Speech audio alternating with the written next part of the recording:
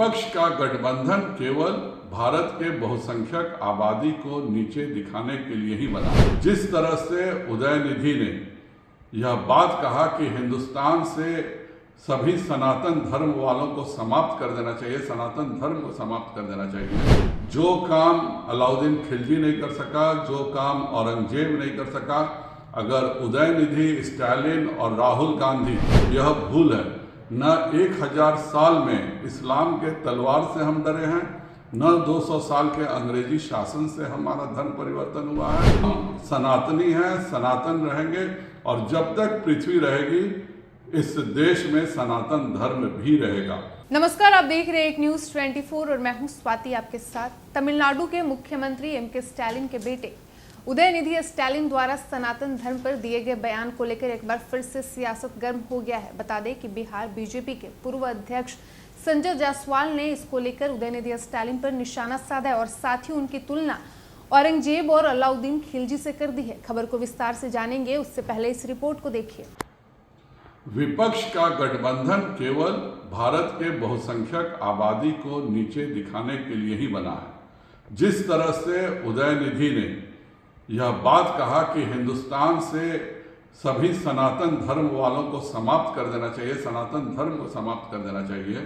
जो काम अलाउद्दीन खिलजी नहीं कर सका, जो काम औरंगजेब नहीं कर सका, अगर उदयनिधि, स्टालिन और राहुल गांधी यह समझते हैं कि हम सभी बहुसंख्यकों को वह समाप्त कर देंगे, तो यह भूल है।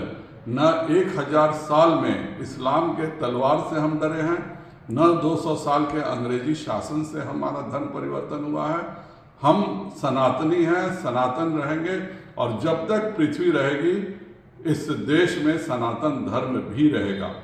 हम कभी किसी दूसरे धर्म का विरोध नहीं करते हैं, लेकिन यह पूरा जो घमंडिया गठबंधन है उसका एक ही लक्ष्य है कि भारत से हिंदुओं को समाप्त कर देना, भारत से सनातन धर्मियों को समाप्त कर देना।